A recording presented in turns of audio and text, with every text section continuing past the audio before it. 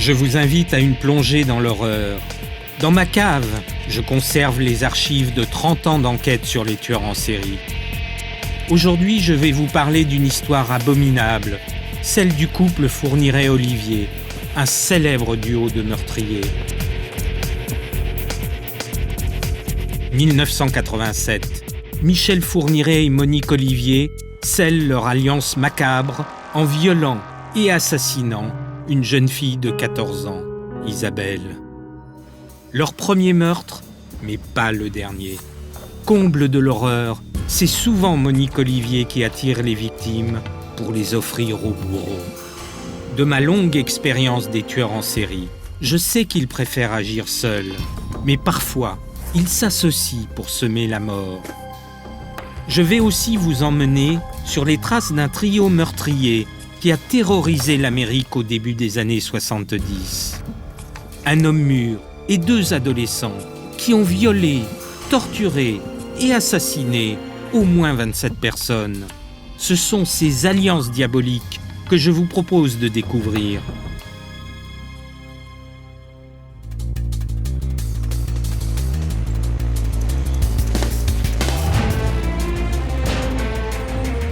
Je m'appelle Stéphane Bourgoin. Depuis 30 ans, je traque les tueurs en série autour du monde. J'en ai étudié plusieurs milliers.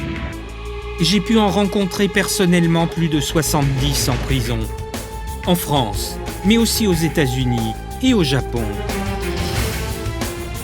Psychopathes, violeurs, anges de la mort et même cannibales.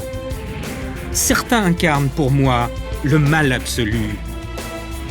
Mon obsession, c'est de comprendre la psychologie des serial killers pour mieux les combattre. Je vous emmène sur la trace de ces tueurs terrifiants.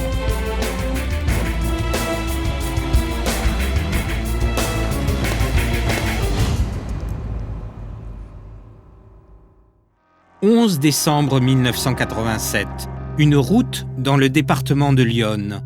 À bord d'une voiture, Michel Fourniret et Monique Olivier repèrent une collégienne qui rentre chez ses parents. C'est leur proie. Elle va se faire piéger. Fourniret descend de la voiture.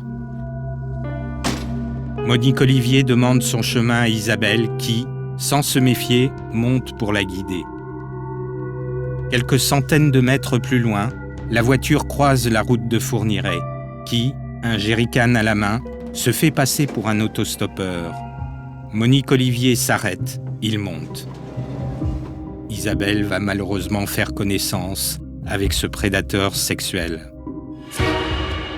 Soudain, Fourniret enroule une corde autour du cou de l'adolescente. Affolée, elle se débat. Monique Olivier la maîtrise et lui fait absorber de force des somnifères. Il l'emmène dans leur maison près d'Auxerre. En relisant mes archives, j'apprends que lorsque Michel Fourniret a voulu pénétrer la jeune fille, il n'a pas pu. Pour l'aider à violer l'adolescente, Monique Olivier lui a fait une fellation. Puis Michel Fourniret étouffe Isabelle. Dans la nuit, le couple jette son corps au fond d'un puits. C'est leur premier assassinat. Ce n'est que le début d'une terrifiante série meurtrière. Avant de se rencontrer, aucun des deux n'avait tué. Dans les années 80, Michel Fourniret est un petit artisan tranquille, marié, 3 enfants, mais avec d'étranges pulsions. Sa camionnette lui sert à réaliser ses fantasmes. On lui prête 30, peut-être 50 agressions sexuelles.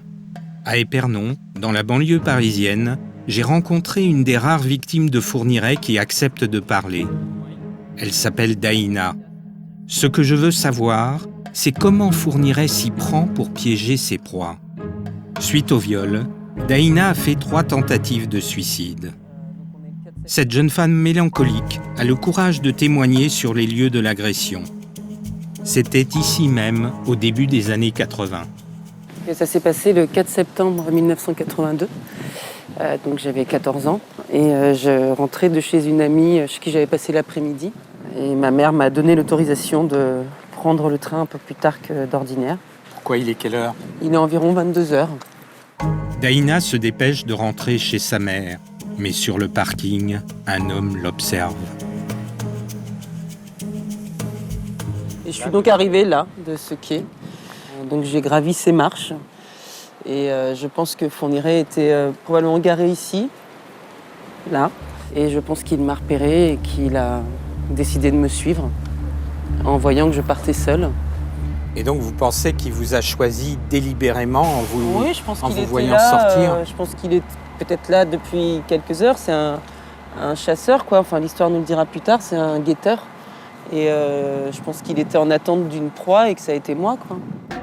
1,5 kilomètre sépare la gare du domicile de Daïna. Fourniret démarre et vient se placer sur le trajet de l'adolescente. Là, nous sommes où?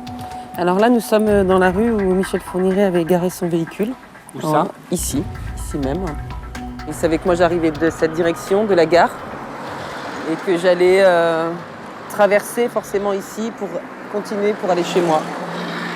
En fait, juste quand je suis arrivée ici, il a surgi, il m'a attrapé par le bras en pointant une bouteille, un flacon censé contenir du vitriol sur ma gorge et en me disant qu'il me prenait en otage, qu'il avait volé un véhicule, qu'il était poursuivi par la police et qu'il fallait que je l'aide à sortir du pays. Et il m'a fait monter dans son véhicule par le côté conducteur. La camionnette quitte Épernon avec la jeune fille à son bord. Fourniret va exercer une emprise perverse sur elle. Une fois dans le véhicule de Daïna, qu'est-ce qui s'est passé? Mais il parle. Il parle beaucoup, il parle essentiellement de lui. À aucun moment il est vulgaire, menaçant. J'ai tendance à croire ce qu'il me dit. Donc il parle de lui, il m'explique qu'il a plus confiance en personne, que quand il s'est marié, il était vierge, qu'il s'est rendu compte que sa femme, elle, ne l'était plus et que du coup, il avait été incroyablement déçu et que depuis, il était à la recherche de la virginité, du mythe de la virginité. C'est vraiment les mots exacts qu'il a employés, hein, le mythe de la virginité. La virginité, c'est en son nom que Fourniret commettra tous ses crimes. C'est une des clés du personnage. Et puis, il a fini par s'arrêter dans un champ. Et il m'a dit, je vais vous attacher, comme ça on ne pourra pas dire que vous étiez ma complice. Et après, il a dit, on va faire un simulacre de viol. Donc, c'est là que j'ai compris, puisque tout était prêt, le piège était prêt, quoi. Je veux dire, les cordes étaient installées sous le siège passager. Donc, il m'a attaché et je lui ai dit, mais j'ai l'âge de vos filles, puisqu'il m'avait confié qu'il avait des enfants, 3. Et je lui ai dit, j'ai 14 ans. Il m'a dit, c'est pas vrai, vous n'avez pas 14 ans. Et puis voilà, il a fait ce qu'il avait à faire. Fourniret la viole et en jouant sur la culpabilité, il sème le trouble dans l'esprit de l'adolescente. Après, il s'est excusé. Il a demandé pardon, il s'est excusé, il a versé une larme. Alors ça, c'est quelque chose dont il ne se souvient pas et dont je me souviens. En tout cas, il l'a fait. Sans doute aussi pour se donner bonne conscience. Et après, il m'a dit qu'il me ramenait chez moi. Est-ce qu'il vous a déposé chez vous? Oui, il m'a ramené jusqu'à peut-être moins de 100 mètres de chez moi. Sur le chemin du retour, il a continué à me vouvoyer tout le temps. Il m'a dit ce qui s'est passé, c'est pas si grave. Et que si je déposais plainte, si j'en parlais, ça allait briser son foyer, tout ce qu'il avait patiemment bâti, construit, tout ça. Comble de la manipulation psychologique, Fourniret réussit à obtenir le soutien de Daïna. Moi, je disais oui à tout, quoi. Je disais je porterai pas plainte, non, c'est pas grave. Je lui ai même dit bonne chance quand il est parti, parce que pour moi, il était toujours quelqu'un qui avait volé une voiture et qui était poursuivi par la police. Son flot de paroles incessant, je crois, je sais pas. Ça vous a anesthésié? Ouais, en quelque sorte, ouais. Et jusqu'à ce qu'il me dépose, et jusqu'au moment où j'ai vu les phares de sa voiture disparaître, les phares arrière, j'ai pas réalisé, je suis restée plantée sur le bord de la route. Et c'est juste quand j'ai vu les phares disparaître que j'ai réalisé ce qui s'était passé et la gravité de ce qui s'était passé. 2 ans après le viol de Daïna, Fourniret est arrêté. Il avoue 15 agressions sexuelles, mais tente d'amadouer le juge en lui envoyant ce tableau que Daïna s'est procuré lors de l'instruction. D'ailleurs, Daïna, je crois que vous avez ce tableau de chasse des victimes de Fourniret. Ah ouais, je l'ai récupéré. C'est assez hallucinant. Il note le lieu, personne, domicile, l'âge. Si on était piéton, c'est un véhicule. Fourniret a répertorié méthodiquement les cas de ses victimes. Lieu, date, heure, et dans la colonne des observations, si la jeune fille était vierge ou non. Là, pour une jeune fille, il dit « m'apprend sa virginité ». Dénudée par elle-même, délit visuel, lui pose des questions morphologie virginale, enfin voilà, c'est juste abject. La virginité, c'est l'obsession de Michel Fourniret. Il raconte avoir vu la Vierge Marie en rêve quand il avait 12 ans. Pourquoi fait-il cette fixation ? Ce que je sais des tueurs en série, c'est que souvent, tout se joue dès l'enfance.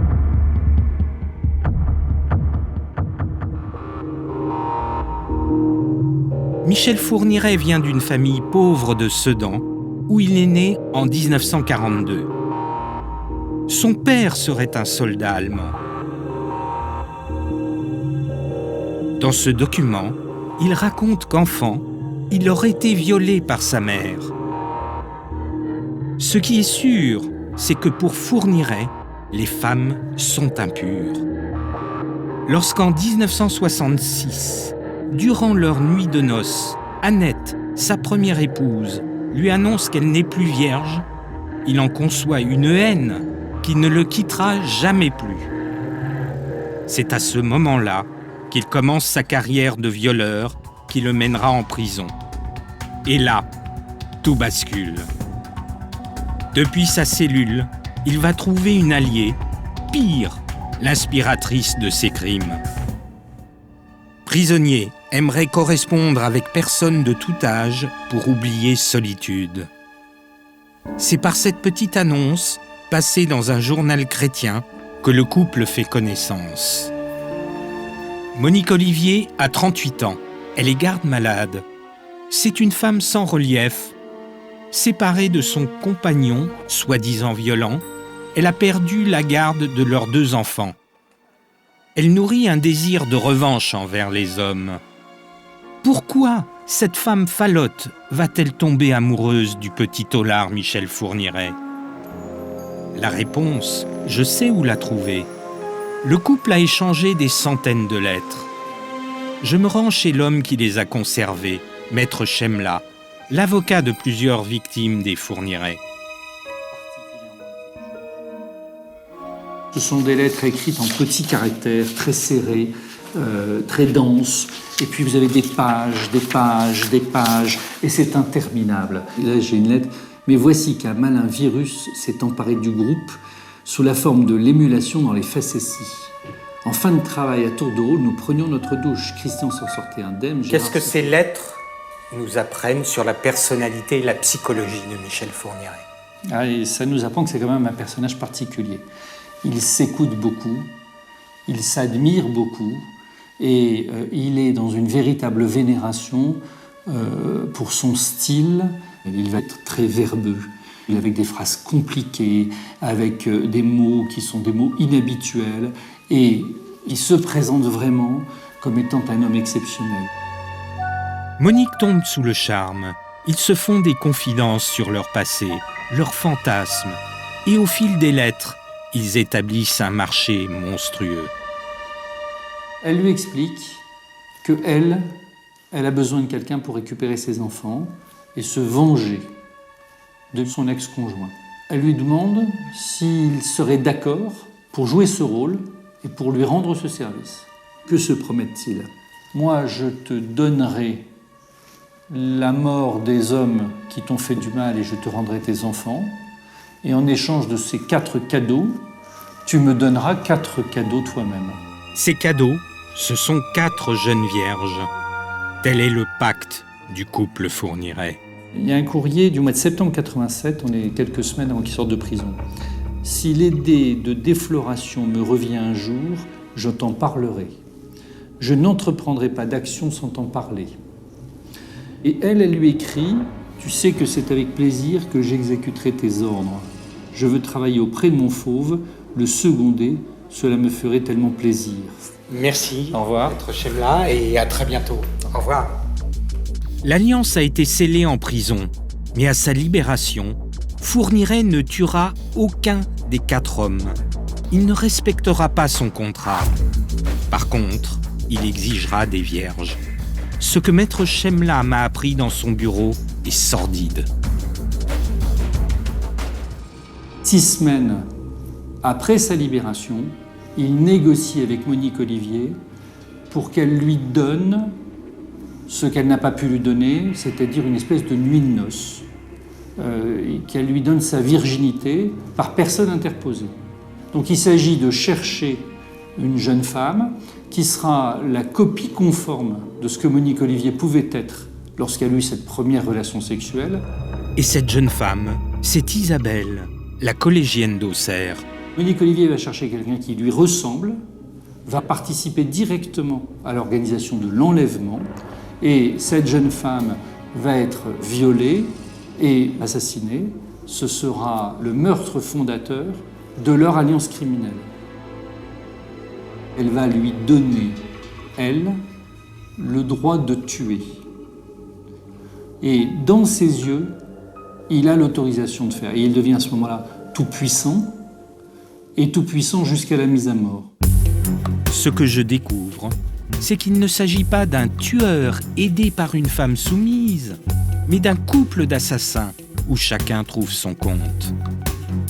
La police classe la disparition d'Isabelle et le couple peut poursuivre sa course meurtrière. 5 jeunes femmes tuées en 3 ans.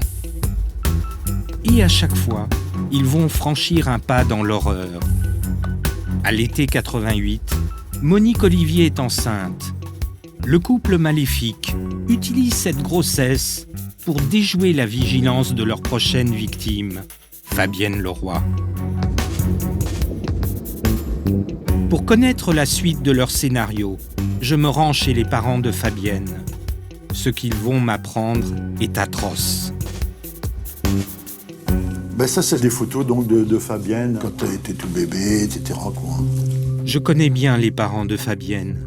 Je les ai vus au procès lorsqu'ils faisaient face avec courage aux assassins de leur fille.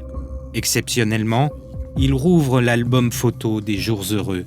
Ça, c'est quand elle apprenait à nager en Afrique, à Abidjan, à Côte d'Ivoire. Dans les années 70, Jean-Pierre et Colette Leroy étaient enseignants en Côte d'Ivoire, où Fabienne est née. Voilà, c'est à sa communion. Ça devait être en 6e ou quelque chose comme ça. Là-bas. Après 11 ans passés en Afrique, la famille Leroy s'installe en France. Donc ça devait être la première année qu'on était rentrés, c'est 77-78. Ça a dû lui faire un choc quand elle a découvert la neige pour la première fois. On a eu de la chance parce que le premier hiver, il y a eu bien de la neige. Quoi. Ouais. Il y avait eu 20 cm. Ouais. Donc ça, c'est la photo de classe où elle était en biochimie. À la fin de son année d'études, cette bonne élève effectue un stage dans une entreprise à Chalon-sur-Marne. 3 août 1988, 17h30. La jeune femme quitte son travail et traverse le parking de ce supermarché, un des terrains de chasse préférés de Fourniret. Ils sont en maraude, à la recherche d'une vierge. Monique Olivier repère Fabienne. Elle est enceinte et elle le dit dans une déclaration, je la vois, elle voit Fabienne. Donc c'est elle qui dit, tiens, voilà une qui va convenir. Monique Olivier aborde la jeune femme de 20 ans et lui demande l'adresse d'un médecin. Fabienne monte. Le piège vient de se refermer sur elle. Tous les parents ils disent aux jeunes filles, attention, faut pas que tu sortes avec un homme, tu rentres dans une voiture, tout comme ça. Là, on se méfie. Bon, s'il y a un couple, une femme, à plus forte raison si elle est enceinte, on se méfie pas. Utiliser sa grossesse, son enfant pour enlever des jeunes filles, mais pour moi qui suis une maman, je ne peux pas comprendre ça. Je trouve que c'est hors nature, c'est pas incompréhensible. Et je lui en veux beaucoup. Peut-être plus qu'à lui pour ça. Dans un bois, le couple gare la voiture Et pour Fabienne, le supplice commence selon le rite habituel. « Es-tu vierge ?» Non. Fourniret l'insulte, l'humilie. Il donne un revolver à Monique Olivier. Elle a tenu l'arme pour menacer Fabienne aussi. Oui, à un moment. À un moment, elle la menace avec un revolver. Donc pour nous, c'est vraiment les deux ensemble qui agissent. Et alors que Fabienne a révélé qu'elle avait un petit ami, avec lequel elle avait des relations sexuelles, il lui demande de vérifier avec son doigt si elle est toujours vierge ou pas. Et elle le fait. Après le viol, Fourniret fait croire à sa victime qu'il va la relâcher. Il l'emmène près d'un camp militaire. Fourniret bande les yeux de Fabienne et prend un fusil à canoncier. Il lui ordonne de se mettre à genoux. Il veut qu'elle le supplie de la laisser en vie et il tire.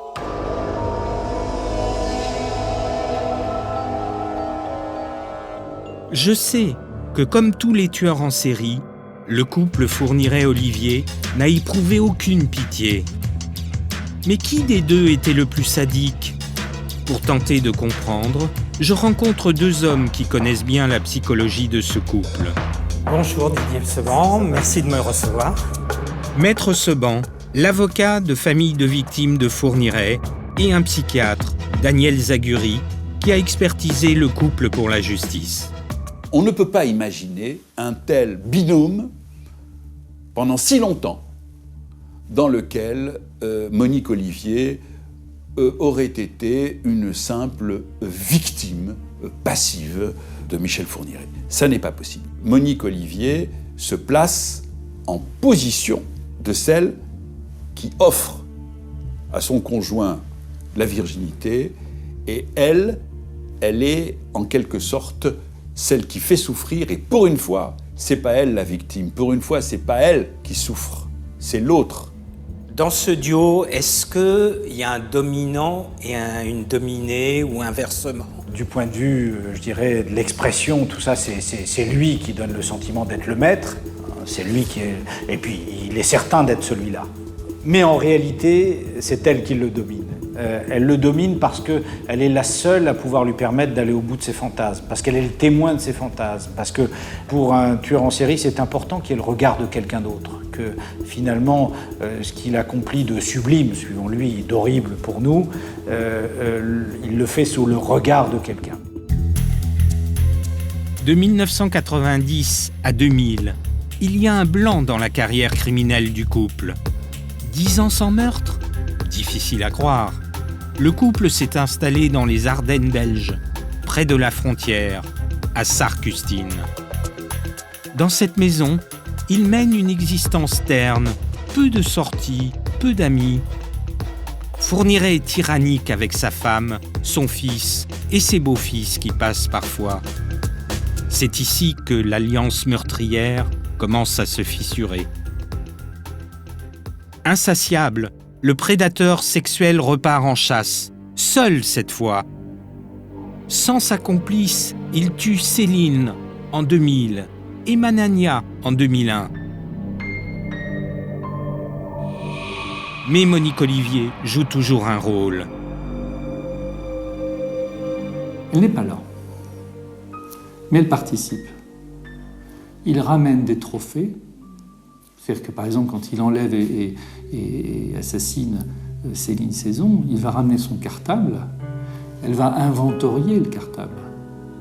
Elle va regarder objet après objet, photographie après photographie, puisqu'il y a des photos dans les affaires de la petite. Il lui ramène comme on ramène le gibier à la maison. Dans la vie sexuelle du couple, il y a aussi une sorte de jeu de rôle morbide. Ce qui est terrifiant dans ce parcours criminel et ce jeu à deux, c'est qu'ils rejouent les scènes de crime tous les deux. C'est-à-dire qu'elle fait la petite fille, qu'elle fait la femme soumise, la femme dominée, et qu'il reprend son plaisir dans cette histoire. Le pacte qui les unit, va-t-il se rompre ? Pour le savoir, j'ai rendez-vous à Reims avec un acteur clé de la fin du couple Fourniret. Bonjour Daniel Bourbin. Monsieur Bourbin, bonjour. Je vous en prie, suivez-moi. Merci. le commissaire Jean-Paul Bourgard suit la piste du tueur depuis les meurtres de Céline et Manania. Le 27 juin 2003, il reçoit un appel de ses collègues belges. Un homme a enlevé une collégienne de 13 ans. Il lui a demandé si elle était vierge, lui a dit qu'il allait la violer. Il l'a attachée avec une corde, mais arrivée à un stop, elle s'échappe sans que Fourniret ne s'en rende compte. Une automobiliste la recueille. Sur la route du commissariat, elle croise la voiture de Fourniret qui recherche sa proie. Elle note son numéro d'immatriculation. Quelques heures plus tard, les policiers belges cueillent Fourniret à son domicile. Jean-Paul Bourgard fait vite le lien avec les 2 victimes françaises sur lesquelles il enquête depuis 2 ans. Dans ce fourgon, on va y trouver des cordes, chaînes. Il est aménagé en camping-car, enfin ponctuellement il aménage en camping-car. Et on va retrouver environ 400 éléments pileux. Donc ils vont être sur les tapis, sur les lunettes des WC, sur les cordes et sur les coussins. Malheureusement, l'ADN collecté ne permet pas de certifier que Fourniret est bien le tueur. Pendant 1 an, il nie. Il ne reconnaît que l'enlèvement et rien d'autre. Les policiers font pression sur Monique Olivier. Ils l'interrogent 110 fois. Finalement, elle dénonce son mari. Et là, on ne s'attend absolument pas. On ne voit rien venir. Elle nous cite en moins de 30 minutes 6 meurtres. Le soir, il est minuit qu'on la reprend. Et là, elle va immédiatement avouer 3 autres meurtres. Alors là, on arrive à 9. Et donc effectivement, là, on s'aperçoit qu'on a affaire à un tueur en série. Monique Olivier a rompu le pacte. Dès le lendemain, Fourniret n'a d'autre solution que d'avouer. Comment s'exprime-t-il et quel est son comportement ? C'est un individu impressionnant, de calme. Fourniret parle beaucoup moins vite que moi, ça c'est évident. Il réfléchit toujours avant de parler. Il prononce les 5 paroles qui vont bien, c'est précis, c'est net, et on ne peut pratiquement pas lui en tirer une de plus. Et il a peur de rien au niveau des mots. Lui, s'il dit qu'il a massacré, il va dire massacré, il ne dira pas tué. Le détail, je ne vous en dirai pas certains parce que c'est choquant, notamment pour les familles des victimes, mais les détails les plus morbides sur les conditions de la mort des gosses, c'est impressionnant de précision et de neutralité. Je ne sentirai jamais un sentiment dans les paroles de Fourniret. C'est froid, c'est automatique, c'est précis. Tout en étant... Extrême précision dans le détail des actes de torture, froideur et absence de remords. Je reconnais bien là un des traits de caractère des psychopathes que j'ai rencontrés au cours de ma vie. J'en appelais à sa conscience pour dire est-ce que vous n'avez pas des remords ? Et le terme la remords a choqué Fourniret. Et il m'a dit, mais réellement, sincèrement, il m'a dit, mais monsieur Bourgard, remords, plaisantez. Il dit, je pourrais prétendre avoir des remords à la première victime, mais certainement pas à la 8e ou 9e victime. À aucun moment, moi, j'ai dû passer peut-être bien une dizaine de jours au total avec Fourniret dans les différentes gardes à vue, en France ou en Belgique. C'est une notion qu'il n'a pas. Est-ce le cas pour Monique Olivier ? Ah là, c'est totalement différent de Michel Fourniret. Monique Olivier, elle est insaisissable. Je la qualifierais de mollusque. Sa forme générale, son expression générale, c'est ça. C'est sans forme, sans rigueur, sans vigueur. Elle fuit en permanence ses responsabilités. C'est pas de sa faute, c'est la faute à Fourniret, elle avait peur. Elle est insaisissable, alors que je pense que le cas de Monique Olivier peut beaucoup plus poser de questions que celui de Michel Fourniret, parce que Michel Fourniret, on peut supposer pratiquement de manière certaine qu'il est fêlé sur le plan sexuel, on va dire, depuis sa naissance. Et comment comprendre qu'une femme à 40 ans, qui est a priori la plus ordinaire du monde, devienne une telle horreur en quelques semaines, quoi.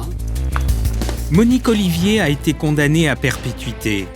Michel Fourniret, lui aussi, a été condamné à perpétuité, mais sans possibilité de libération conditionnelle, ce qui est extrêmement rare.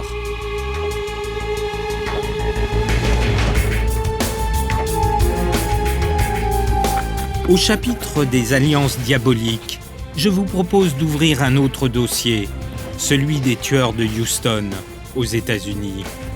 Ils s'appellent Dean Corll, Elmer Wayne Henley et David Brooks. 3 meurtriers qui vont finir par s'entretuer.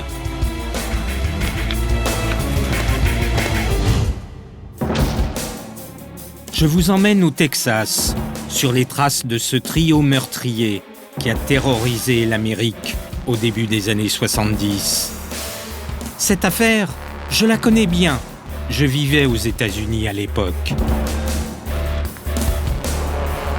C'est ici, à Houston, que tout a commencé.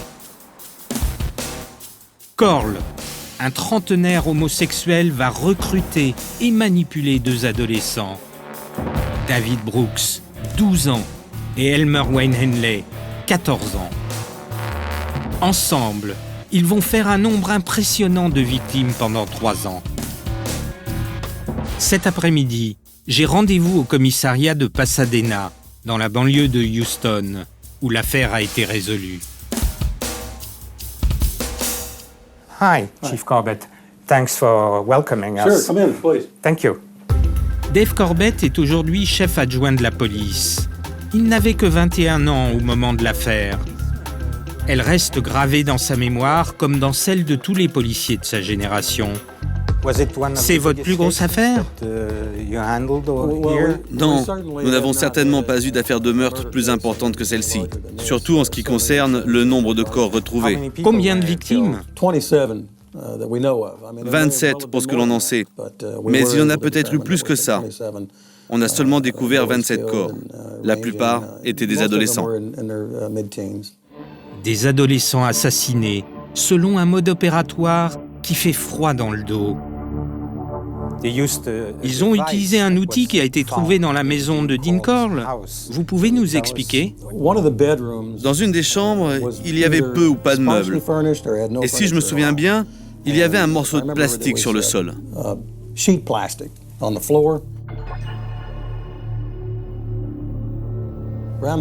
Au centre de la pièce, il y avait une planche. Au début, on a cru que c'était un brancard d'ambulance.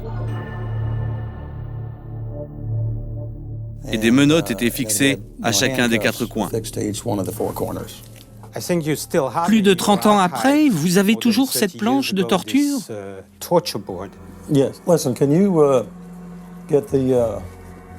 Peux-tu m'apporter la planche de l'affaire Henley ? Dans quelques instants ? Ok, merci. Ok, ils ont la planche et elle devrait être là dans quelques minutes.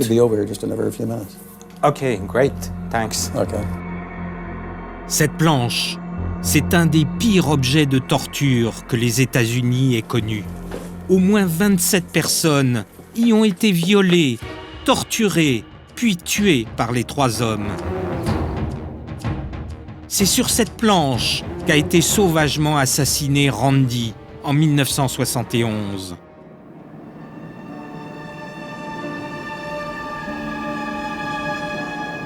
L'histoire de Randy, c'est un voyage dans ce que l'âme humaine a de plus sombre.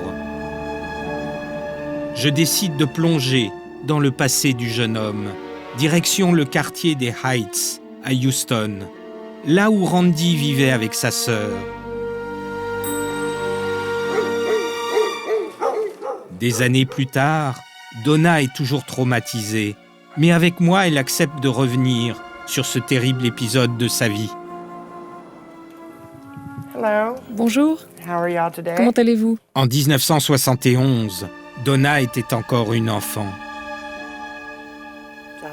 Vous avez fait bon voyage?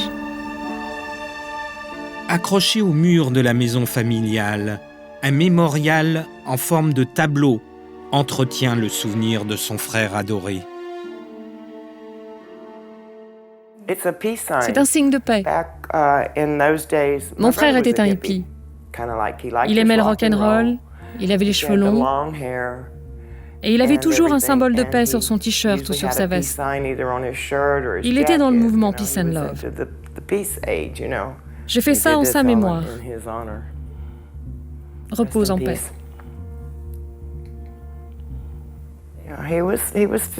Randy avait 15 ans. Il avait un job à la station-service sur la route. Il est parti à vélo ce jour-là. Et nous avons entendu dire que la nuit où Randy a disparu, il y avait une camionnette blanche à la station-service. Wayne Henley et David Brooks étaient au volant.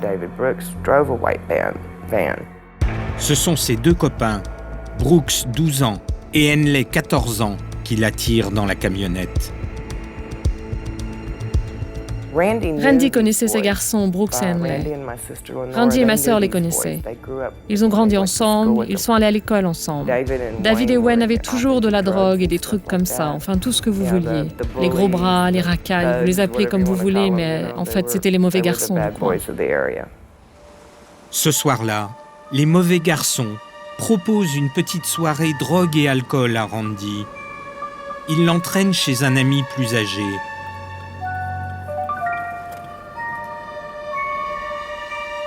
Je retourne sur les lieux de cette petite fête. C'est dans cette maison qu'habitait cet ami. À 30 ans, Dean Corll est le cerveau de la bande. Lorsque cette nuit-là, Randy franchit la porte de cette maison, il vient de signer son arrêt de mort. Les deux copains qui l'ont amené et l'homme plus âgé le font boire et fumer de la drogue. Randy se laisse aller. Quand il reprend ses esprits, il est attaché à la planche de torture. Pour avoir une idée de ce que le trio infernal lui a fait subir, retour au commissariat de Pasadena.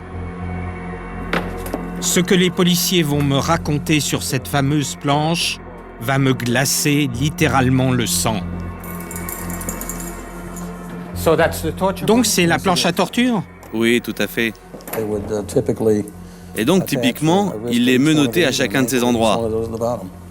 Ça, ce sont des menottes pour adultes. Et elles peuvent être resserrées si vous avez de tout petits poignets. Et vous êtes bien attaché quand même. Et si vous avez des poignets d'adultes, ça marche aussi.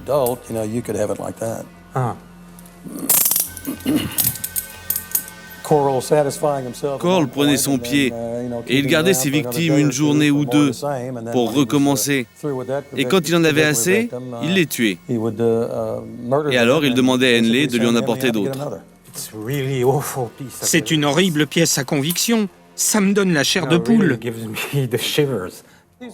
Sur cette planche, c'est Dean Corll qui viole et torture Randy sous les yeux des deux copains qui l'ont amené ici.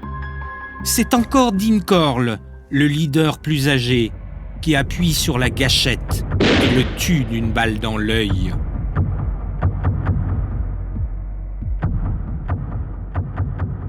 Puis le trio emballe son corps dans un sac en plastique et s'en débarrasse à quelques kilomètres de Houston, dans un hangar à bateaux.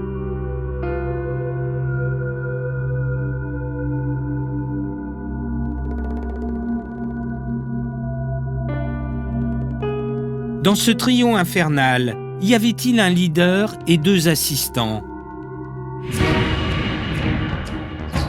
Je pense que la répartition des rôles est beaucoup plus complexe. Pour connaître la place de chacun, j'avais rencontré à Paris un criminologue spécialiste de l'affaire. Bonjour Jean-Pierre. Bonjour. Ravi de vous voir. En plus que j'ai pas mal de questions à vous poser. Jean-Pierre Bouchard est docteur en droit, mais aussi en psychologie. Avec lui, je passe en revue la personnalité de chacun des trois meurtriers. En commençant par Dean Corll, ce trentenaire qui joue dans une fanfare pourrait passer pour le gendre idéal. Mais il n'en est rien. C'est un grand pervers, sadique, sexuel, avec une libido extrêmement installée là-dedans depuis longtemps, un homme mature qui fait ça depuis longtemps et qui a vraiment une appétence psychique vers le sadisme homosexuel avec meurtre à la clé. Et pour réaliser ses fantasmes, Corll va sceller une alliance avec Henley et Brooks. L'un est homosexuel et devient son amant à seulement 12 ans. Ces deux jeunes garçons sont fragiles psychologiquement. Par exemple, le père d'Henley est violent, alcoolique. Il a abandonné toute la famille. Corll leur propose de jouer les rabatteurs. En échange, ils reçoivent $200 pour chaque garçon. Au départ, son mobile principal, sa motivation principale, c'était l'argent. Mais très vite, il a trouvé une gratification personnelle, une gratification mentale, psychique, psychologique, au fait d'avoir cette espèce de leader qui le reconnaissait, qui le valorisait. Et ça a été une espèce de substitut paternel, entre guillemets, qui est venu se greffer, où il a trouvé une certaine gratification psychologique. Encore une fois, comme dans l'affaire Fourniret, je constate qu'il y a un traumatisme dans l'enfance. L'absence de figure paternelle. Il est évident que cet adolescent, s'il avait communiqué normalement avec des parents, avec son père, etc., se serait confié sur ce genre de commande, le père aurait dit non, c'est pas possible, etc. Et même, ça ne lui serait pas venu à l'idée de répondre positivement parce qu'il aurait intégré les règles morales et éthiques. Il est évident que les carences dans sa biographie, dans sa famille qu'il a pu vivre enfant, ont une part importante dans cette trajectoire. Mais pourquoi deux adolescents acceptent-ils de se mettre au service d'un tueur ? On sait très bien qu'il y a des gens qui sont des suiveurs psychologiques, c'est ce qu'on appelle quelquefois même des personnalités dépendantes des autres, qui ne peuvent pas être seuls, qui vivent dans la trajectoire des autres. Et on le retrouve très bien dans le phénomène sectaire. C'est-à-dire des gens qui vont avoir une influence sur d'autres, qui vont suivre. Et on peut dire que là, Corll s'est en quelque sorte comporté comme une espèce de grand gourou criminel avec cette influence donc sur ces gens-là. Littéralement envoûtés par Dean Corll, les deux adolescents vont se montrer des rabatteurs très efficaces. Mais à l'inverse des tueurs en série que j'ai étudiés, ils ne vont pas tuer des inconnus et ne vont pas choisir leurs victimes au hasard. George Flynn ? George Flynn ? Oui, c'est moi. Stéphane Bourgoin, enchanté. George Flynn est un journaliste local, spécialiste de l'affaire. Where's the house?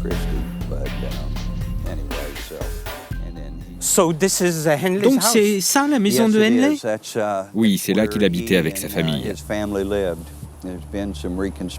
Ça a été reconstruit, mais ça ressemble à ce que c'était en 73.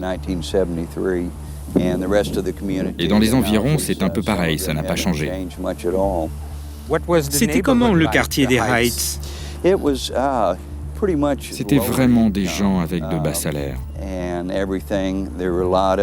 De nombreux ouvriers habitaient dans le coin. Et ils avaient de longues journées de travail. Et je pense que malheureusement, c'est pour cela que les enfants qui étaient impliqués dans cette affaire n'avaient pas grand-chose à faire de leur journée.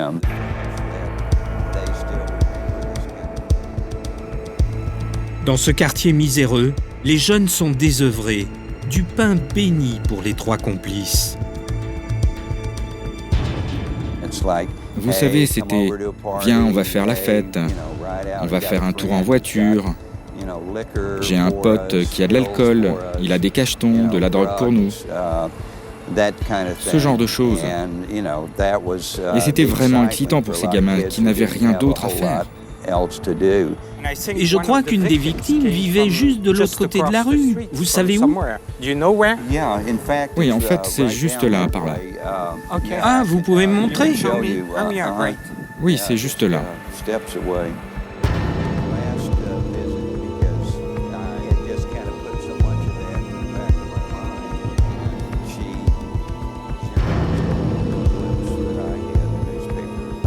C'est là.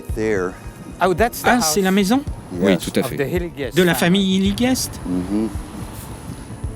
C'est incroyable, car la maison de Henley est là, et c'est à moins de 50 mètres que nous avons la maison d'une des victimes. Oui, c'est ça. Les familles se connaissaient très bien. Et pour Henley, c'était des cibles faciles.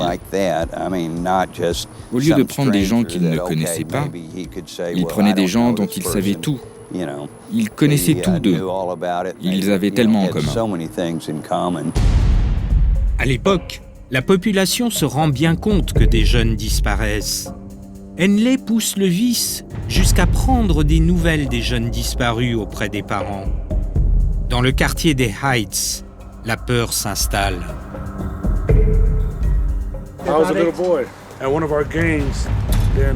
J'étais un petit garçon et un jour, pendant qu'on jouait, la police nous a dit « Hé les enfants, il faut que quelqu'un vous ramène à la maison parce qu'il y a un tueur dans les Heights. » Donc il y avait beaucoup de peur à cette époque. Ouais, j'habitais par ici. Je me souviens très bien. Je pense que tout le monde était persuadé que ça pouvait arriver à n'importe qui. Des jeunes garçons, boum, boum, ils disparaissaient, boum, ils disparaissaient. Les familles qui vivaient ici ont eu un enfant tué. 27 adolescents qui disparaissent. Mais comme c'est dans un quartier pauvre, ce n'est pas une priorité pour la police. La population en est réduite à coller elle-même des avis de recherche. Pendant ce temps, le trio criminel multiplie les tortures et les meurtres.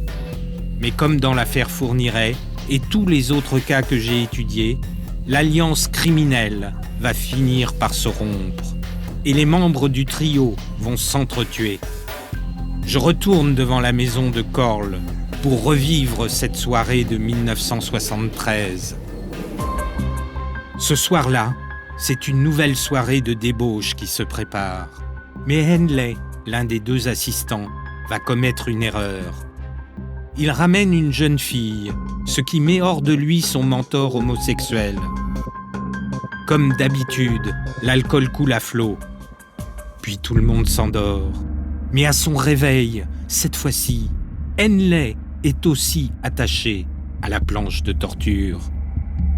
Corll lui ordonne de tuer la jeune fille s'il veut avoir la vie sauve. Henley refuse et retourne l'arme contre son maître. 6 balles dans la tête et dans le dos, exactement comme Dean Corll lui avait appris à tuer. La première pensée d'Henley est alors celle-ci. Corll aurait été fier de moi.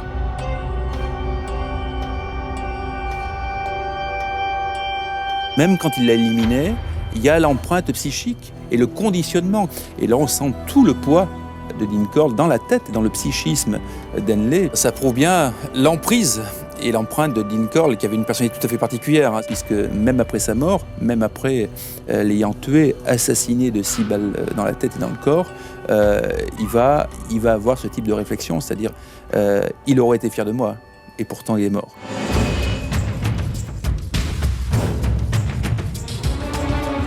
Immédiatement après avoir tué son mentor, Henley se dénonce à la police. Les policiers de Pasadena l'arrêtent. Ils ont du mal à croire que le trio aurait commis 27 meurtres. Et pourtant, les policiers suivent Brooks et Henley jusqu'au hangar à bateaux.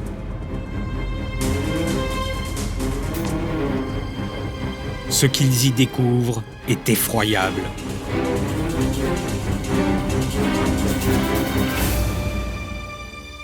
« 17 cadavres de jeunes garçons. Puis, ailleurs, sur une plage et près d'un lac, ils déterrent 10 autres personnes. Certains cadavres sont encore frais, d'autres dans un état de décomposition avancée. Parmi les 27 corps découverts, 3 ne sont pas identifiés à l'époque. Mais aujourd'hui, une femme se bat toujours pour redonner un nom à ces cadavres anonymes. J'ai rendez-vous avec elle.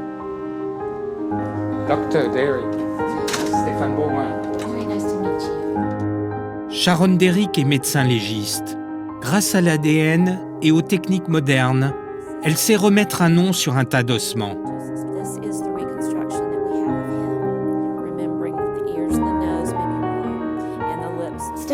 Stéphane, je voudrais vous montrer des photos de la victime du dossier sur lequel nous travaillons.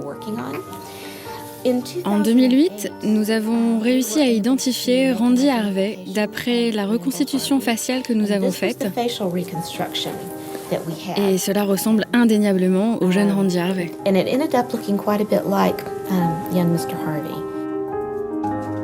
Je reconnais là le visage de Randy, dont je vous ai raconté l'histoire. Ça doit être bouleversant pour les familles d'apprendre ces nouvelles. Oui, ça l'est. Pour beaucoup de familles avec qui j'ai parlé, à qui j'ai demandé de venir et de donner un échantillon d'ADN, ça a été un soulagement. C'est très triste, ça leur fait revivre ces moments, mais c'est un vrai soulagement. Ça leur permet d'avoir des réponses et certains sont très heureux d'entendre cela de notre part. Il y a 2 ans, c'est grâce au docteur Derrick que Donna a pu savoir ce qui était réellement arrivé à son frère, disparu dans les années 70. Ma petite sœur m'a appelée quand j'étais au travail. Et elle m'a dit, Donna, j'ai eu le docteur Derrick du bureau du médecin légiste de Houston. Elle pense... nous savions que 3 corps n'avaient pas été identifiés. Elle pensait donc que l'un de ces 3 corps était Randy. Le docteur Derrick nous a envoyé un email. Nous avons ouvert le fichier avec les photos des reconstitutions faciales des 3 garçons. Elle était sûre que celui-ci était Randy. Et à la minute où nous l'avons regardé, nous avons su que c'était lui. Ma sœur et moi, nous en parlions tout le temps, vous savez. Où est-il? Est-il heureux? A-t-il une famille? Combien d'enfants a-t-il? Et maintenant, on se demande, aurait-il été heureux? Combien d'enfants aurait-il eu? Près de 40 ans plus tard, les massacres de Houston font toujours l'actualité. Dean Corll repose au cimetière de la ville. Ses 2 complices, Elmer Wayne Henley et David Brooks, condamnés à perpétuité, purgent leur peine dans des prisons du Texas. S'ils ne s'étaient pas associés, Michel Fourniret, Monique Olivier ou les 3 tueurs de Houston ne seraient sûrement pas devenus des serial killers. Mais je viens de vous le démontrer, une alliance criminelle ne dure jamais toute la vie.